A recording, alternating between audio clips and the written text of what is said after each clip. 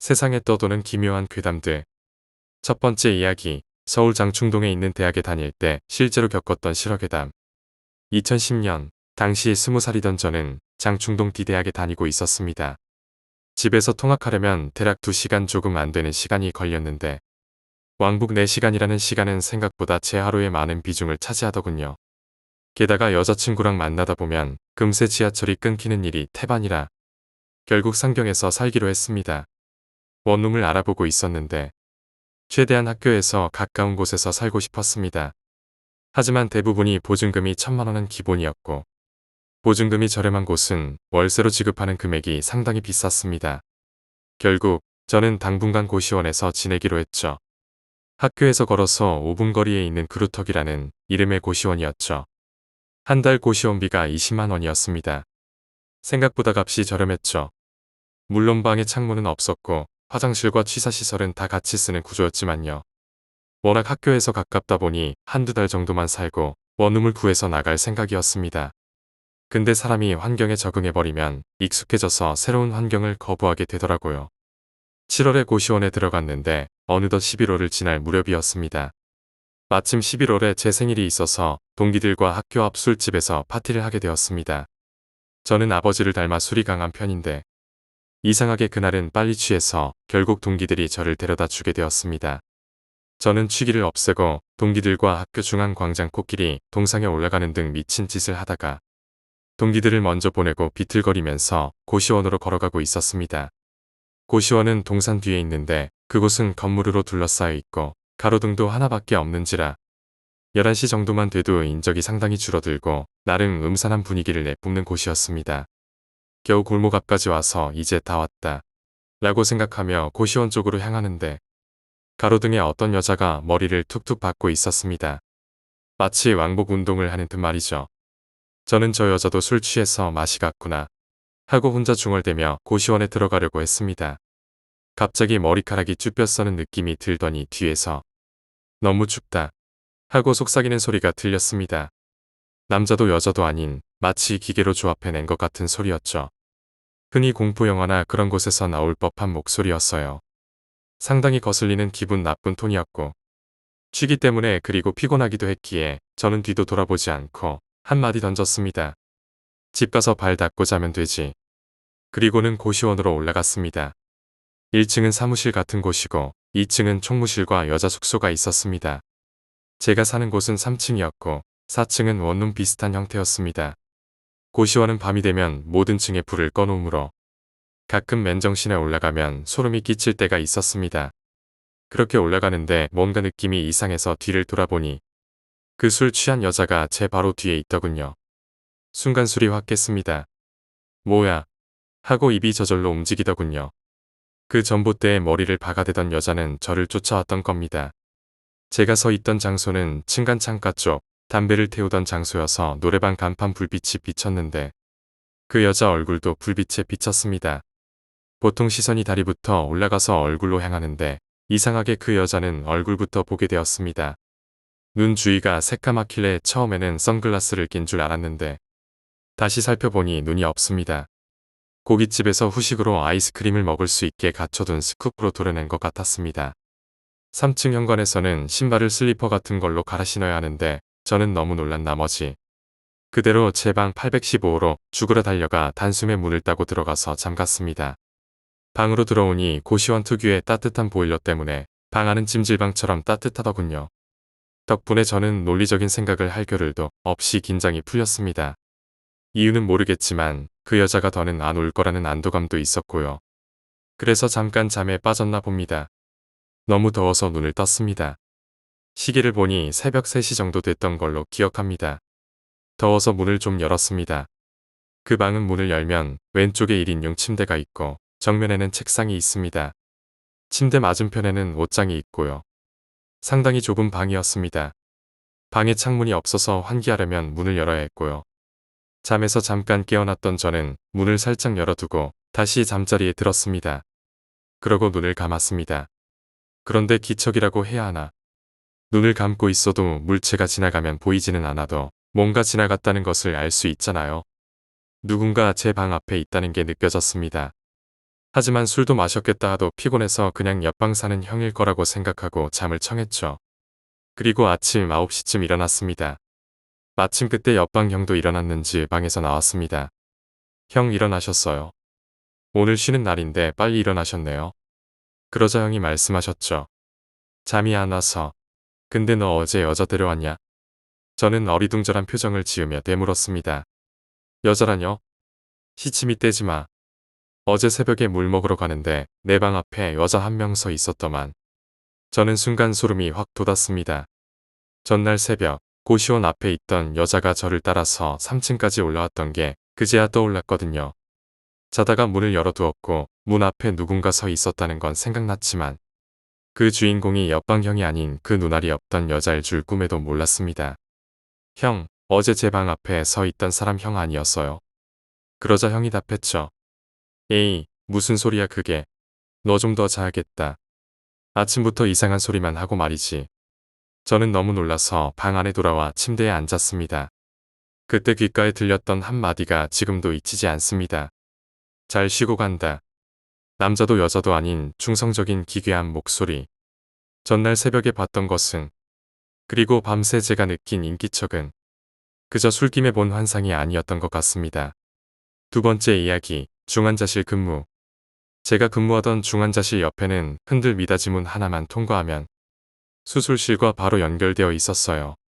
고참 선생님들께서 머리와 다리가 없는 귀신을 봤다며 얘기하셨는데 당시에 제가 겪었을 때는 정말 무섭고 끔찍했거든요. 병원에서 얼마나 많은 사람들이 이승을 등지겠습니까? 제가 나이트 근무라는 것을 한 지 얼마 되지 않았을 때 며칠은 팔팔했죠. 밤새 일해도 괜찮네? 라고 하고 며칠 만에 나가 떨어진 겁니다. 막 움직이면서 일할 땐 괜찮은데 앉아서 차팅을 하는데 어찌나 눈이 감기려 하는지. 그치만 기강이 세고 중환자실에서 졸 수도 없고. 그치만 전 고개를 떨어뜨리고 말았습니다. 나도 모르게 고개를 몇 번 떨구자 선생님께서 제게 조용히 말씀하시더라고요. 저보다 10살도 더 많은 선생님이셨는데 제가 안쓰러웠는지 혼내시지도 않고 린넨실 들어가서 5분만 눈 붙이고 와라. 말은 괜찮다고 하면서 잽싸게 들어가서 의자에 앉아 폭신한 침대 시트에 엎드려 달콤한 단잠에 빠져들었지요. 그런데 얼마나 잠이 들었을까. 그때가 7월경이었을 거예요. 자다 보니 너무 시원한 거예요. 저는 자면서 몇 시지. 일어나야 하는데. 근데 정말 일어날 수가 없는 거예요. 그런 와중에 엎드린 자세에서 흙의 옆을 쳐다보니 그 안에 벽에 큰 전신 거울이 붙어 있었는데 거울로 선생님 한 분이 저에게 부채질을 해주시고 계시더라고요. 너무 가까이 서 계셔서 직접은 안 보이고 거울로 본 거죠. 무슨 말씀인지 이해 가시죠? 선생님과 제 모습을 거울로 본 거예요. 자는 것도 죄송한데 부채질까지 해주시네. 일어나야 하는데 하면서 얼마 동안 그대로 잠든 것이지요. 그리고 전 얼마 뒤에 일어나서 눈치 보면서 불이 나게 일을 또 시작했죠. 그야말로 단잠이었어요. 아침에 퇴근을 하면서 저에게 들어가서 자라고 했던 선생님과 같이 나가게 되었어요. 햇살은 쨍쨍하고 졸려 죽겠고 개기름이 좔좔 흘렀죠. 선생님, 다음부터는 안 졸게요. 죄송해요. 그리고 아까 부채질 해주셔서 감사해요. 그러자 선생님이 말씀하셨습니다. 부채질? 무슨 소리? 부채질이 뭔 소리냐? 그래서 저는 답했죠. 아까 새벽에 선생님이 저 들어갔을 때 린넨실에 들어와서 부채질 해주셨잖아요. 그러자 선생님이 어이없다는 표정으로 대답하셨습니다. 무슨 소리야? 겨우 5분 자면서 누가 그 안에 들어가? 거기 아무도 안 들어갔어. 그러면서 선생님과 저는 동시에 쳐다보며 그 7월 뜨거운 아침에 온몸이 소름이 돋으면서 소리를 꽥 질렀습니다. 생각해보니 제가 거울로 본 것은 사람이 아닐 수도 있었어요. 거울로 같은 유니폼을 입은 사람이 제 옆에 서서 큰 부채로 천천히 붙여주긴 했는데 얼굴을 못 본 거예요. 못 본 게 아니라 목이 없었던 것 같아요. 저는 대충 자면서 옷이 같으니 선생님인 줄 알았던 거고요. 아무리 다시 생각해도 제가 계속 자면서 시원하게 부채질 바람이 정말 바람이 솔솔 불었거든요. 거긴 창문이 전혀 없는 완전 밀폐 공간이었고 잠깐만 있어도 땀이 삐질 정도로 답답한 공간이었죠. 그저 잠결에 저는 다 그렇게 오해한 거였고 그때 제게 부채질을 해준 것은 귀신이었다고 결론을 내렸지요. 이게 한 8년 전쯤 일이에요. 너무 재미없었나요? 당시에 제가 겪었을 때는 정말 무섭고 끔찍했거든요. 그날 이후로도 중환자실에서는 이상한 일이 계속되기 시작했어요. 밤 근무 중인 다른 간호사들이 이상한 소리를 들었다고 했죠. 누군가 속삭이는 소리, 발자국 소리, 문이 스스로 열리고 닫히는 소리. 특히 한 번은 한 간호사가 밤중에 환자 옆을 지나가다가 갑자기 누군가의 시선이 느껴져 뒤를 돌아봤는데 아무도 없었던 일이 있었어요. 저는 그때부터 중환자실에서의 근무가 점점 두려워졌어요. 밤이 깊어질수록 병실 곳곳에서 이상한 일이 발생했어요. 전기 설비가 갑자기 꺼지거나 모니터가 이상하게 깜빡이거나 환자들이 이유 없이 급격히 상태가 악화되는 경우도 있었죠. 어느 날 밤, 저는 중환자실에서 혼자 근무를 하고 있었어요. 밤 2시쯤이었는데 한 환자의 상태가 급격히 나빠지기 시작했어요. 모니터에 나타난 그래프가 비정상적으로 급격히 떨어지더니 갑자기 심장 박동이 불규칙해지더군요. 저는 급히 그 환자에게 응급처치를 시작했어요. 그러나 그 순간 방 안의 온도가 급격히 떨어지더군요. 숨쉬기가 어려울 정도로 차가운 공기가 밀려왔어요. 저는 몸이 굳어 움직일 수 없었어요. 그때 벽에 걸린 큰 전신 거울에 또 다른 모습이 비쳤어요. 이번에는 제가 보이지 않았고 거울 속에는 머리와 다리가 없는 또 다른 모습의 선생님이 서 있었어요. 그 선생님은 천천히 저를 향해 다가오더군요. 저는 공포에 질려 몸을 움직이려고 했지만 손발이 마비된 것처럼 움직일 수가 없었어요. 그 선생님은 손을 뻗어 저에게 다가왔고 차가운 손길이 제 어깨를 스치더니 사라졌어요. 그 순간 전신 거울이 깨지는 소리가 울려 퍼졌어요. 거울 조각이 방 안에 흩어졌고 그 파편 속에서 검은 안개가 피어오르더군요. 안개는 방 안을 가득 채우며 저를 감싸기 시작했어요. 저는 간신히 정신을 차리고 호흡을 고르려 했어요. 하지만 그 순간 다시 한번 거울 속에서 머리와 다리가 없는 선생님이 모습을 드러냈어요. 이번에는 더욱 가까이서 저를 똑바로 바라보고 있었죠. 그 선생님의 눈빛은 차갑고 공허했어요.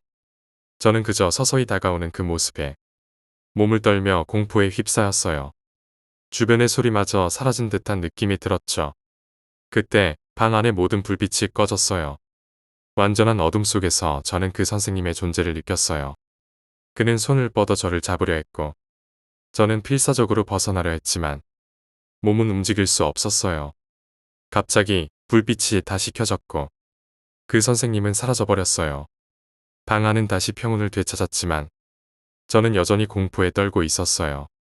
그날 이후로도 중환자실에서는 그 선생님의 모습이 자주 목격되었어요. 환자들이나 간호사들이 그를 보았다고 증언했죠. 그는 항상 고요히 어둠 속에서 서서히 다가오더군요. 어느 날 밤 저는 혼자 중환자실에 남아 있었어요.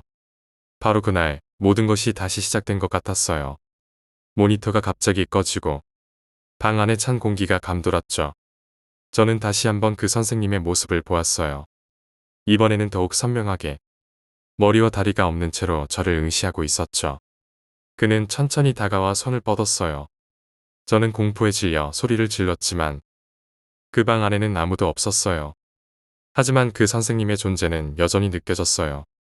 그는 점점 더 가까이 다가왔고 저는 필사적으로 몸을 움직이려 했어요. 그러나 그 순간 전기가 다시 꺼졌어요. 완전한 어둠 속에서 저는 그 선생님과 마주했어요. 그의 차가운 손길이 제 어깨를 잡았고 저는 그 손에서 벗어나려 했었지만 무언가에 붙잡힌 듯 움직일 수 없었어요. 그 선생님은 저에게 다가와 속삭였어요. 여기서 떠날 수 없어. 그 말과 함께 방 안의 모든 것이 왜곡되기 시작했어요. 시간과 공간이 뒤틀리며 저는 그 어둠 속으로 빨려 들어갔어요. 그때부터 저는 더 이상 현실과 환상의 경계를 구분할 수 없게 되었어요. 밤마다 중환자실에서 일어나는 이상한 현상들은 점점 더 심해졌고 저는 그 공포 속에서 벗어날 길을 찾지 못했어요. 매일 밤 그 선생님은 저를 찾아왔고 저는 그에게서 도망치려 했지만 그의 손길은 언제나 저를 붙잡았어요. 중환자실은 이제 저에게 공포의 공간으로 변해버렸고 저는 그곳에서 영원히 갇혀버린 듯한 느낌을 받았어요. 밤이 깊어질수록 그 선생님의 존재는 더욱 뚜렷해졌고 저는 그와 마주할 때마다 온몸이 얼어붙는 듯한 공포를 느꼈어요. 그의 눈빛은 여전히 차갑고 공허했으며 그의 손길은 점점 더 차가워졌죠. 어느 날 밤 저는 중환자실에서 완전히 정신을 잃어버렸어요. 그 순간 방 안의 모든 것이 어둠으로 가득 찼고 저는 그 어둠 속에서 헤매기 시작했어요. 길을 찾으려 했지만 중환자실은 끝없이 펼쳐진 미로처럼 변해버렸죠. 그 선생님은 저를 따라다녔고 저는 그의 존재를 느끼며 끝없는 공포 속에서 벗어나려 했었어요. 하지만 그 선생님은 언제나 저를 놓아주지 않았고 저는 점점 더 깊은 어둠 속으로 빠져들었어요. 그날 이후로도 중환자실에서는 여전히 그 선생님의 모습이 목격되고 있어요. 밤마다 그를 본 사람들은 공포에 떨며 일을 계속하고 그의 존재를 믿지 않는 사람들은 계속해서 이상한 현상에 시달리고 있어요. 저는 여전히 그 어둠 속에서 그 선생님과 함께 헤매고 있어요. 끝없는 공포 속에서 저는 그를 피할 수 없고 그는 저를 놓아주지 않아요. 중환자실은 이제 저에게 지옥과도 같은 공간이 되었고 저는 그곳에서 영원히 갇혀버린 영혼이 되어버린 것 같아요. 밤이 되면 그 선생님의 차가운 손길이 저를 다시 찾아올 것이고 저는 다시 한번 그 공포 속으로 빨려 들어갈 거예요. 그리고 그날 저는 다시 한번 그 선생님과 마주하게 될 거예요. 끝없는 공포 속에서 저는 그를 피할 수 없을 테고 그는 저를 영원히 놓아주지 않을 거예요. 세 번째 이야기, 공원의 화장실. 야근 후 집으로 가는 길. 집에 가려면 늘 공원을 가로질러야 한다. 그런데 그날은 뭔가 이상했다. 공원에 들어가자 공원 구석에 식칼을 든 여자가 서 있는 것이 보였다. 한밤중에 식칼을 든 여자라. 뭔가 느낌이 안 좋아서 다른 길로 가려고 돌아섰다. 뒤를 돌아보니 그 여자가 따라오고 있었다. 눈을 보니 정신이 나간 듯 멍하니 풀려 있었다. 진짜 위험하다고 생각되어 근처 화장실로 서둘러 숨었다. 발소리가 들리지 않는다. 아무래도 여기까지 오지 않은 것 같다. 나는 야근 후라 너무 피곤하고 긴장이 풀렸던 모양인지 그 자리에서 잠들었다. 일어나서 바로 출근했다. 퇴근할 무렵 신문을 보는데 경찰 한 명 부상이라는 기사가 있었다. 놀랍게도 우리 동네 공원 화장실에서 당한 것 같다. 심야 순찰 중 흉기를 든 여자가 화장실에 서성거리고 있어서 주의를 주다가 당했다고 한다. 그렇다면 그 여자가 못 찾아낸 게 아니었다. 날 찾아냈지만 문이 잠겨서 들어오지 못하고 계속 화장실 문 위에서 쳐다보고 있었던 게 아닐까. 오늘 밤 퇴근 후가 걱정된다. 퇴근 시간이 다가오자 마음이 무거워졌다. 회사에서의 업무는 끝났지만 머릿속은 그날의 일이 계속 맴돌았다. 집으로 가는 길, 다시 공원을 지나야 했다. 오늘도 어둠이 깔린 공원을 조심스럽게 걸었다. 전날의 경험이 떠올라 긴장이 되었다. 불빛이 거의 없는 공원길은 더욱 음산하게 느껴졌다. 전화기를 계속 확인하며 주변을 살폈다. 하지만 아무것도 이상한 것은 보이지 않았다. 몇몇 길거리 조명이 희미하게 빛나고 있었다. 그때 발걸음 소리가 들려왔다. 급히 몸을 숨기려 했지만 늦어버렸다. 식칼을 든 여자가 다시 나타난 것이다. 그녀는 전날보다 더 위협적으로 보였다. 눈빛은 여전히 멍하고 광기어렸다. 나는 당황해 몸을 움직일 수 없었다. 그녀가 천천히 다가오기 시작했다. 숨을 크게 들이켰지만 공기가 막힌 듯했다. 그녀의 발소리가 점점 가까워졌다. 심장이 빠르게 뛰기 시작했다. 어디로든 도망칠 곳이 없었다. 그녀는 멈춰서서 나를 뚫어지게 바라보았다. 식칼은 여전히 손에 들려 있었다. 나는 숨을 참으며 그녀를 응시했다. 순간 그녀가 입을 열었다. 하지만 말소리는 들리지 않았다. 그녀는 천천히 손을 들어 식칼을 내리려 했다. 나는 필사적으로 몸을 피하려 했지만 실패했다. 식칼이 내 가슴을 스쳤다. 아픔이 온몸을 찢어 놓았다. 피가 흘러내리면서 의식이 서서히 사라졌다.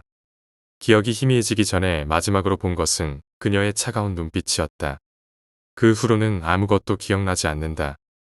내가 깨어났을 때는 공원 화장실 아니었다.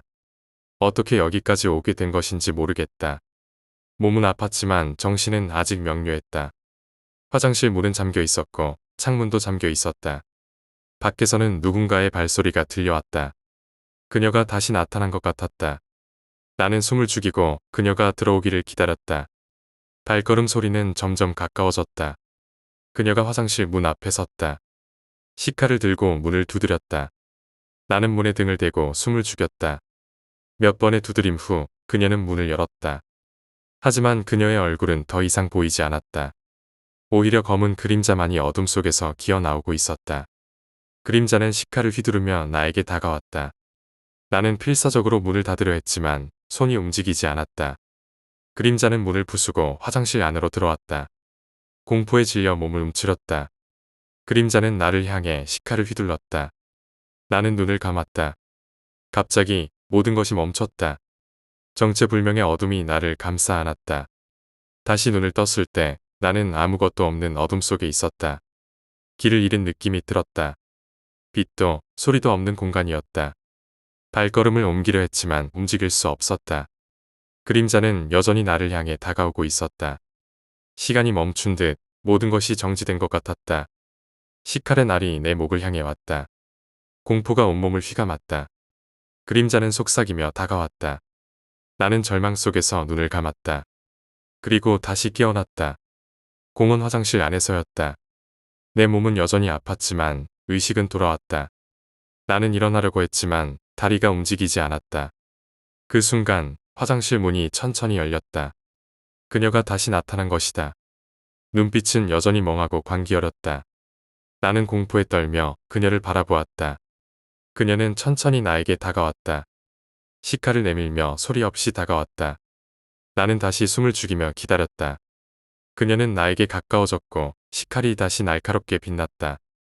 그 순간 화장실 벽에 거울이 깨지는 소리가 들렸다. 날카로운 유리 파편들이 날아다녔다. 그녀는 잠시 멈춰 섰다.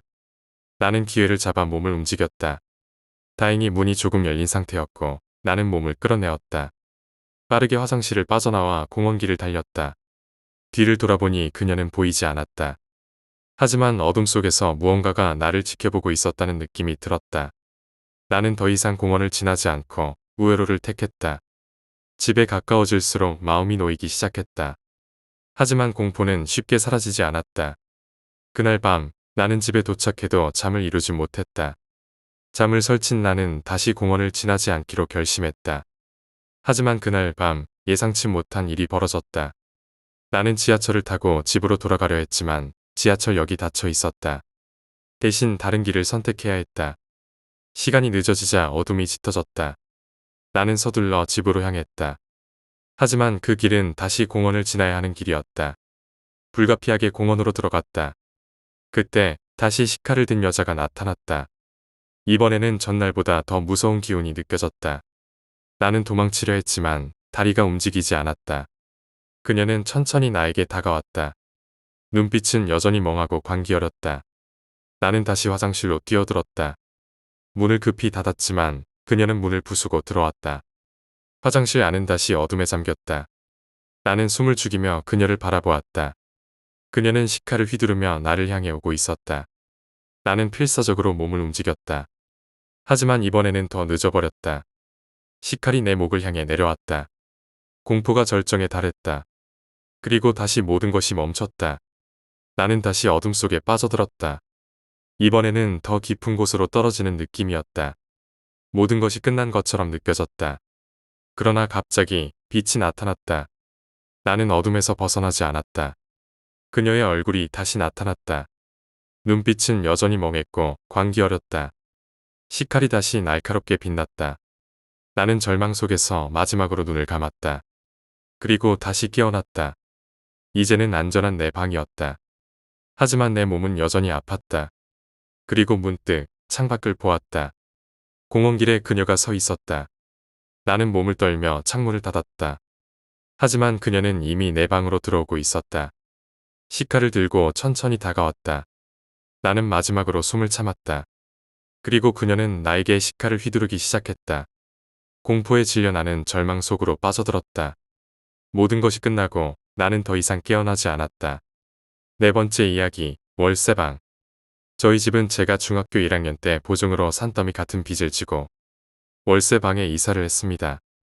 어찌저찌 중학교까지는 졸업했지만 고등학교는 제가 판단하기에 다닐 만한 여건이 되지 않았었죠. 그 길로 학교를 나와 17살 때부터 알바를 시작했습니다.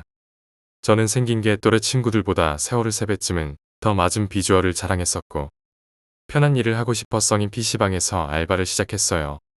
시간대는 오후 18시부터 오전 9시까지. 월급은 80만원. 제가 어리다는 것을 알고 있는 사장님이 타 알바에 비해 노예 월급을 주셨죠. 근데 손님도 야간에 많이 와봤자 6명에서 8명 사이이고 할 일이 전혀 없는 땡보직이었죠. 알바를 하면서 리니지와 메이플 스토리와 바람의 나라 이 세 개의 게임을 거의 정복할 정도로 게임할 시간이 많았습니다. 제가 일을 시작한 지 일주일쯤 되었을 때 이곳에 뭔가 재미있는 것이 있다는 걸 알아챘습니다. 바로 4번 방과 6번 방인데요. 컴퓨터와 침대가 놓여있는 룸 형식으로 되어 있습니다. 6번 방이 제일 구석진 쪽에 있고 4번 방은 말 그대로 카운터를 기준으로 네 번째에 있습니다. 꼭 새벽 3시쯤 되었을 때 손님이 없거나 한 명 정도 있을 때 4번 방에서 알바야 하는 남자 목소리가 들린다는 겁니다. 한참 사냥하고 있던 저는 마을로 귀환하고 뛰어가곤 했는데 문 앞에서 노크하면 아무 인기척도 없고 문을 열었을 때는 아무도 없었습니다. 이상하다. 다른 방인가? 하고 카운터로 뛰어가서 확인해보면 가게에 저 말곤 아무도 없거나 매일 8번 방으로 출근하시는 하이로우 하시는 아저씨밖에 없었죠. 혹시나 해서 불렀냐고 물어보면 안 불렀다고 하시죠. 다음은 6번 방인데 이 컴퓨터가 정해진 시간은 없고 새벽 2시부터 7시 사이에 두세 번 정도 자동으로 켜진다는 거예요. 손님이 나가고 계산하면 자동으로 컴퓨터가 꺼지도록 되어 있는데 게임을 하다가 갑자기 6번 방에서 띵띵띵 하는 소리가 납니다. 카운터컴으로 보면 분명 손님이 왔을 때 컴퓨터를 켰다는 표시가 떠 있고요. 영어를 보고 있으면 카운터 컴퓨터로 바로 꺼버리는데 바로 건 날은 꼭 한두 시간 후에 다시 켜집니다. 원래 이런 쪽에 무관심한 저는 아무 문제 없이 정말 편하게 게임과 영어를 즐기면서 꿀 알바를 했는데 문제는 새벽에 놀러오는 제 친구가 까무러칠 일이 있었다는 겁니다. 사장님이 쪼잔한 분은 아니셔서 새벽에 손님 없을 때 친구 한 명쯤 와서 노는 건 뭐라고 안 하셨죠. 친구를 불러서 같이 게임을 자주 했었는데 그게 인연이 돼요. 주간 땜빵이나 제가 쉬는 날 땜빵을 맡게 되었습니다. 어느 날 제가 타 지역에 정모가 있어서 그 친구에게 땜빵을 맡기고 한참 놀고 있는데 부재중 전화가 7통이 찍혀 있더군요. 시끄러운 걸 싫어해서 저는 폰은 무조건 진동으로 해놓는데 깜짝 놀라서 전화하니깐 그 친구 목소리가 까무러치기 직전이었습니다. 나 못하겠어. 나 갈란다. 뭔 여자가 게임하고 있는지 쳐다보냐. 나 지금 밖에 나와 있어. 그냥 뛰쳐나왔다. 나 무서워 죽겠어. 가게 아무도 없어. 아빠 오라고 했어. 오면 문 잠그고 갈란다. 진짜 나 소름 돋아 죽겠어. 그래서 저는 말했죠. 등치는 소만한 새끼가 진짜 세상에 귀신이 어딨냐. 가게 지켜라. 나 욕받은 게. 그럼 막차 알아봐서 타고 내려갈 테니까 그때까지만 어떻게든 있어봐라. 말은 이렇게 했어도 속으로는 이 새끼가 뭔가 보긴 봤구나 라는 생각이었습니다. 그때 시간이 11시 50분경이었던 걸로 기억이 납니다. 다행히 막차가 새벽 1시 5분에 있더군요. 저는 이런 긴박한 상황을 사람들에게 전달했고 친한 형님께 뒷일을 부탁하고 내려갔죠. 솔직히 겁대가리라고는 없어 보이는 친구 놈이 이렇게 아연실색하는 목소리를 처음으로 들으니까 많이 걱정이 되긴 했습니다. 내려가는 길에 전화를 했는데 친구 아버님이 오셔서 같이 가게에 있다는 겁니다. 저는 진짜 이게 무슨 사단인가 싶었죠. 그러고 있는데 문자가 왔습니다. 아버지가 아무래도 느낌이 안 좋대. 문 잠그고 갈게. 미안하다. 가게 도착하면 전화 줘라. 솔직히 저는 매우 기분이 안 좋았습니다.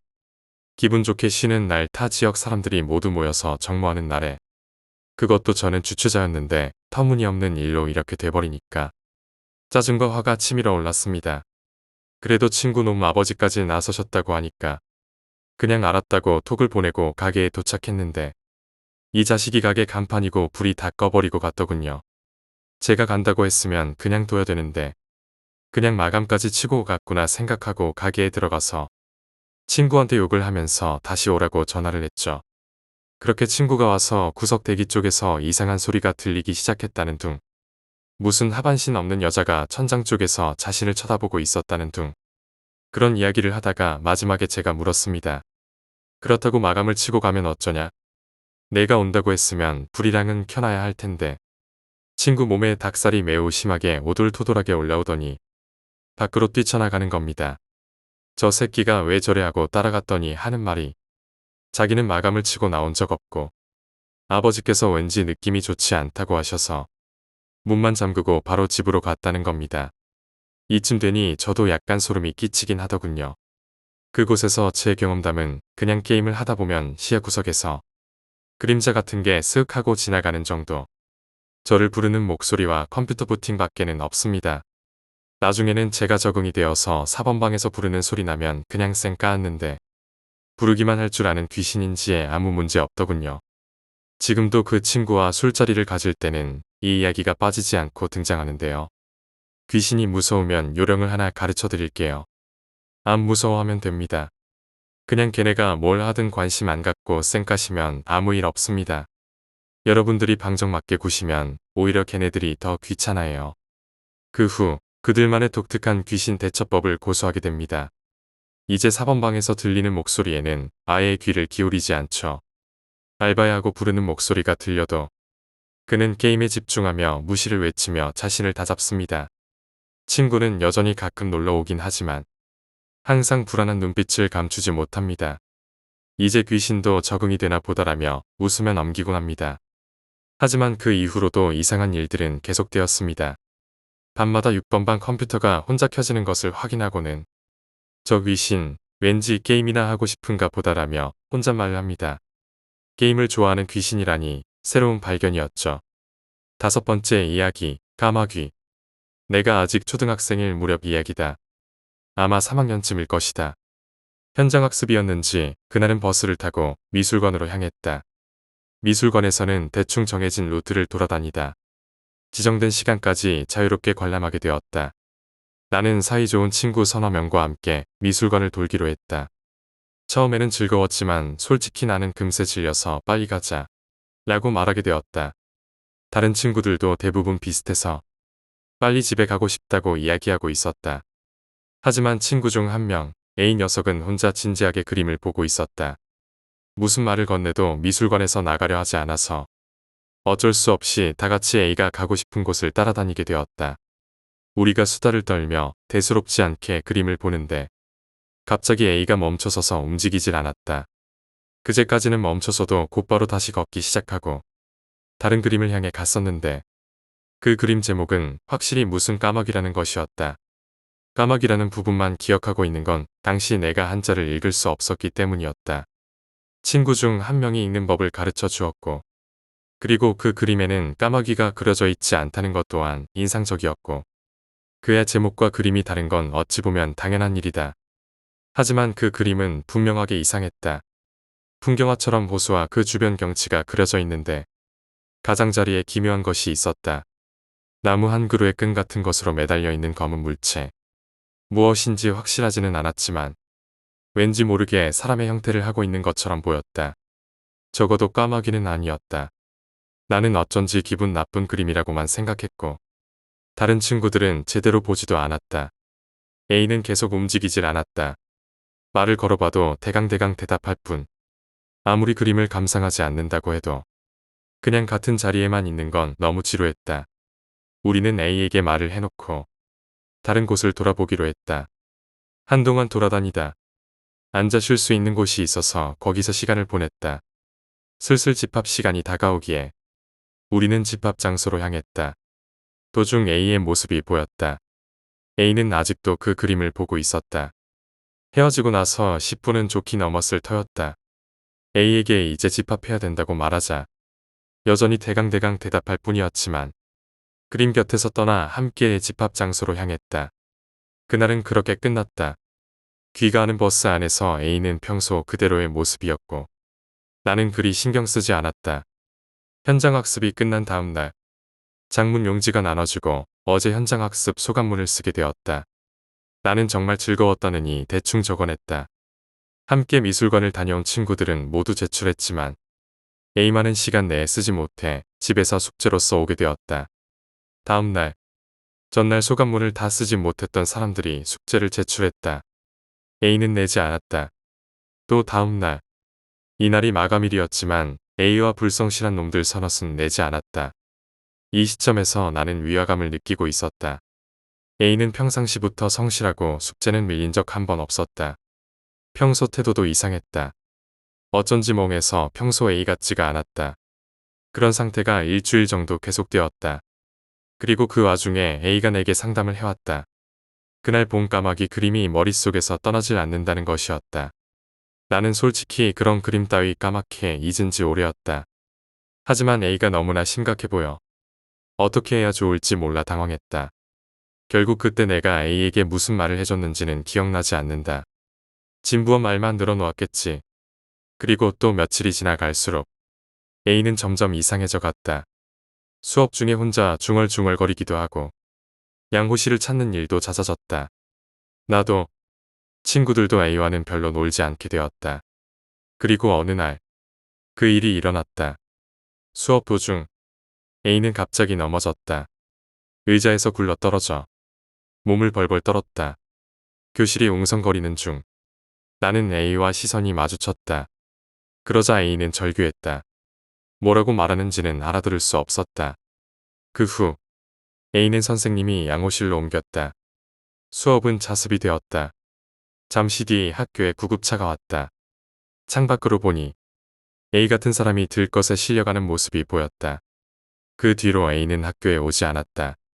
병원에 입원했다고 들었지만 자세한 것은 모른다. 학년이 바뀔 무렵 선생님은 A의 전학을 알렸다. 그 후 내가 들은 소식은 아무것도 없다.